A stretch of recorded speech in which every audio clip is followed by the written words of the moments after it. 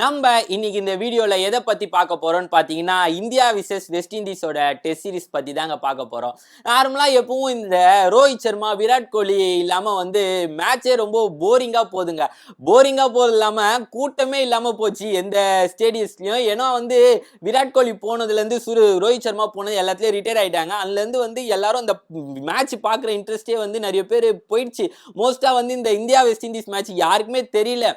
Already இந்த Asia cup நடந்தது. அப்பவே இந்த இந்தியா பாகிஸ்தான் மேட்ச் இல்லனா அது கூட நடந்ததாவே யாருக்குமே தெரிஞ்சிருக்காது. ஏன்னா அவ்வளோ இந்தியன் டீம் இல்ல கிரிக்கெட்டே யாரும் பார்க்குற இன்ட்ரெஸ்டே போயிடுச்சு நிறைய பேருக்கு.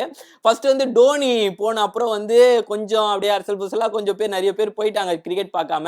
அதுக்கப்புறம் சரி ரோஹித் சர்மா கோலி இருந்தாங்க ஓரளவுக்கு நல்லா போச்சு. நிறைய ஃபேன்ஸ்லாம் இருந்தாங்க. கிரிக்கெட் அப்படியே அவலா பார்க்க ஆரம்பிச்சாங்க.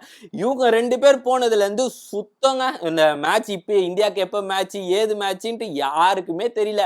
எப்போ இந்த ரஞ்சி டிராபி ஒரு போன இயர் ஆடினாரு நம்ம விராட் கோலி. அப்போ ஸ்டேடியம் ஃபுல்லா சரியான கூட்டம். வெறும் ரஞ்சி டிராபி ஆனதுக்கே இப்போ India versus West Indies match நடக்குது. கிரவுண்டே காலியா இருக்குங்க. மேட்சும் பெருசா இல்ல, காலியா இருக்கு. யாருமே பார்க்க மாட்டாங்க. என்னன்னா இந்தியாவுக்கு பிராண்டு டோனி ரோஹித் சர்மா விராட் கோலி தான் போல. சோ நம்ம மேட்ச்ல என்ன நடந்ததுன்னு சொல்லி பார்ப்போம். ஃபர்ஸ்டோனே வெஸ்ட் இண்டீஸ் பேட் பண்ண ஆரம்பிச்சாங்க. வந்தோடனே சந்திரபாலும் இன்னொரு கேம்பெல்லும் ஓப்பனிங் ஆடினாங்க. ஆனோடனே இந்த சந்திரபால் இருக்காம அவங்க அப்பா மானத்தையே வாங்கினாங்க. ஏன்னா அவ்வளோ சூப்பரா ஆடுவார் சந்திரபால். அவரு ஸ்டெம்பை மறிச்சு அந்த வால் மாதிரி செவுறு மாதிரி நின்றுவார். பால் வர்றப்பெல்லாம் சூப்பரா ஆடுவார். பேட்டை வச்சுட்டு அவங்க அப்பா மானத்தையே வாங்கினாங்க. 10 ரன்ல அவுட் ஆயிட்டாரு. சரி நல்லா ஆடுவாருன்னு நினைச்சா அப்பா மாதிரி எதனா வருவான்னு பார்த்தா சுத்த வேஸ்ட் போல 10 ரன்ல அவுட் ஆயிட்டாரு. அதுக்கப்புறம் பார்டர் கிங்கும் சரி, ஹோப்பும் சரி, கேப்டன் சேஸும் சரி பெருசா அந்த அளவுக்கு இல்ல. நம்ம சிராஜுக்கு என்ன ஆச்சுன்னு தெரியல. என்னையாடா ஏசியா கப்ல நீங்க சேர்த்துக்க மாட்டீங்கன்னு சொல்லிட்டு டப்புன்னு போட்டு எல்லாரையும் விக்கெட் எடுத்துட்டாரு. 4 விக்கெட் அவரே எடுத்துட்டாரு. அப்புறம் பும்ரா 3 விக்கெட் எடுத்து ஓரளவுக்கு அப்படியே மொக்கையா தான் போச்சு மேட்ச்.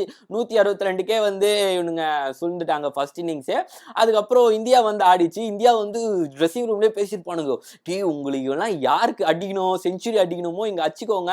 நம்மளுக்கு ஒரு தொக்கா ஒருத்தன் பப்பர் கட்ட மாட்டீங்கன்னா வச்சு செஞ்சிடலாம் அப்படின்னு சொல்லிட்டு தான் வந்திருப்பாங்க போல. வந்தோடனே ஜெய்ஸ்வாலோ கில்லோ ராகுலோ ஓப்பனிங் ஆடினாங்க. ஜெய்ஸ்வால் எப்பவும் போல ஓப்பனிங் நல்லா செம்மையா அச்சாப்புல 36 ரன் அடிச்சாரு. அதுக்கப்புறம் அவுட் ஆயிட்டாரு. அதுக்கப்புறம் சாய் சுதர்சன் இறங்கினாரு. இந்த சாய் சுதர்சன் இருக்கானே தமிழ்நாட்டு பையன், இந்த ஐபிஎல் நல்லா சூப்பரா ஆடுறானே, அப்படி இதுலயும் ஆடி கொஞ்சம் வந்துடுறா இந்தியன் டீமுக்கு, இன்னும் கொஞ்சம் தாண்டா வந்துடுறா, கிடைக்கிற வாய்ப்பு கிடைக்கிறதே பெருசுரா இந்தியன் டீமுக்கு, இவனுக்கு கிடைச்சிருச்சு, கொஞ்சம் நல்லா ஆடி வந்துடுறா அப்படின்னா இவன் திருந்த மாட்டான் போல. ஆஸ்திரேலியாலும் அப்படிதான் சரியா ஆடல. இங்க இந்த சின்ன டீம் தாண்டா இவங்களையாவது அச்சு எதனா பண்ணி உள்ள வாடான்னா இவன் சரியாவே ஆட மாட்டான். ஐபிஎல் நான் மட்டும்தான் இவன் அடிக்கிறான் சாய் சுதர்சன். அதே மாதிரி 7 ரன் தான் அடிச்சா. அதுக்கப்புறம் பெருசா இல்ல, அப்படியே விக்கெட் ஆயிட்டான். அதுக்கப்புறம் கில்லி இறங்கினா போல அவர் ஒரு 50 போட்டாரு. ஓப்பனிங் நம்ம ராகுல் இறங்கினாரு. அவர் ஒரு 100 போட்டாரு. ஏதோ செலிப்ரேஷன்லாம் வேற மாதிரி இருக்கு. என்னையாடா சேர்க்க மாட்டீங்க ஏசியா கப்ல, இங்க வாங்கடா அங்க வாங்கடா அப்படின்னு செலிப்ரேஷன்லாம் வித்தியாசமா இருந்தது. அதுக்கப்புறம் ஜூரல் வந்தாரு. அவர் நல்லா ஆப்பர்ச்சுனிட்டியை நல்லா பயன்படுத்திட்டாரு. அவர் ஒரு 100 போட்டாரு. அதுக்கப்புறம் ஜடேஜா வந்தாரு. ஜடேஜா ஒரு 100 போட்டார். ஸோ இதுதான் மாட்டீங்கன்னாடா பொம்பரை கட்ட மண்டையா அப்படின்னு சொல்லிட்டு வெஸ்ட் இண்டீஸ் போட்டு எல்லாம் செஞ்சு விட்டாங்க. அதுக்கப்புறம் திரும்பியும் டிக்ளேர் கொடுத்துட்டு இப்போ வெஸ்ட் இண்டீஸ் ஆடிட்டு இருக்காங்க.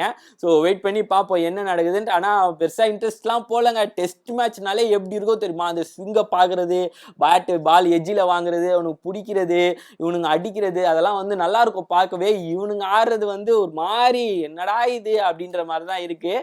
ஒரு ஸ்விங்காவில் ஒன்னாவில் இல்லை பிச்சா இவனுங்க போட தெரியலையா என்னன்னு தெரியல.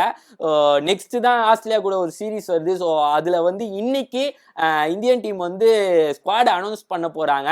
ஸோ அதுல ரொம்ப எதிர்பார்த்துட்டு இருக்காங்க. யாரெல்லாம் வருவா, சிராஜ் வருவானா இல்ல அவங்க வருவானா அப்படின்னு சொல்லி வெயிட் பண்ணி பார்ப்போம். ஸோ ஸ்குவாடை இன்னைக்கு அனௌன்ஸ் பண்றாங்க. நாளைக்கு நம்ம வீடியோல யார் யாரெல்லாம் அனௌன்ஸ் பண்ணிருக்காங்கன்னு சொல்லி பார்ப்போம். ஸோ இந்த வீடியோ உங்களுக்கு பிடிச்சிருந்தா நீங்க கமெண்ட் பண்ணுங்க, லைக் பண்ணுங்க, அப்புறம் இந்த சேனலை சப்ஸ்கிரைப் பண்ணுங்க.